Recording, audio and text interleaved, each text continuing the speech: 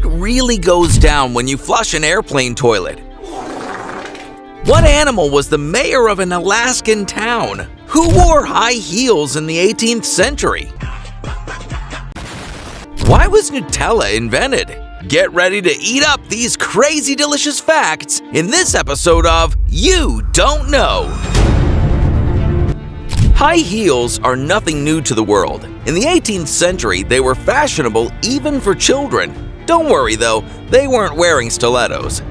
Talkeetna, an historical district in Alaska, had a very interesting tourist attraction: a cat for a mayor. Stubbs the cat was given the honorary title of mayor when he was only 3 months old and held the title for 20 years until his death in 2017. Though most think it's Italian, pepperoni is an American invention.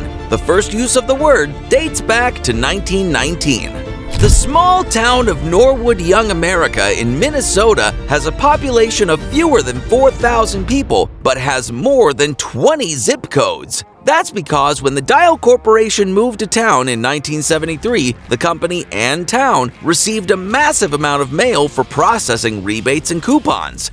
Contrary to popular belief, when you flush a toilet on an aircraft, it doesn't go flying out into the air, landing on the unsuspecting people on the ground below. It actually goes to a waste tank in a sealed compartment of the aircraft until it is emptied out by the ground crew once the plane has landed.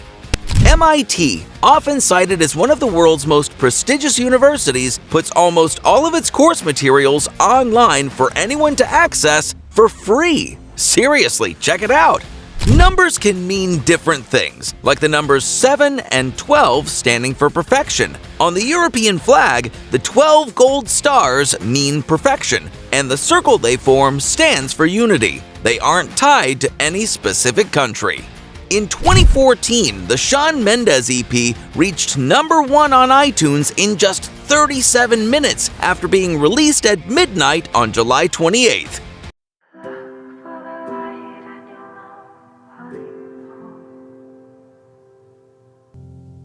In the dawn of first light, the Sundance of daylight. The practices of Roman surgeons might seem barbaric today.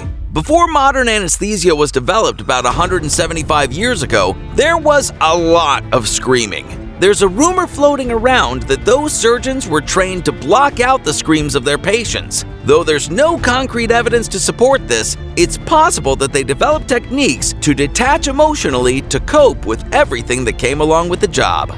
They say that necessity is the mother of invention, and that's true of the invention of Nutella. After World War II, cocoa was extremely scarce. Pietro Ferrero owned a bakery in Alba, Italy, a town known for producing hazelnuts. So to extend the limited supply of cocoa that he had, Ferrero mixed a hint of it with a sweet paste of the hazelnuts with some sugar, creating what would eventually become Nutella. December 3rd is known as National Roof Over Your Head Day in the US, a day to be thankful for what you have, starting with the roof over your head. It's a reminder to show kindness to those without a home. From 1953 to 1957, NBC's Today Show had a real-life chimpanzee mascot co-host named J. Fred Muggs. After leaving the show, he moved to Tampa, Florida to work at Busch Gardens until he retired in 1975. As of this recording, he's still alive at 72 years old.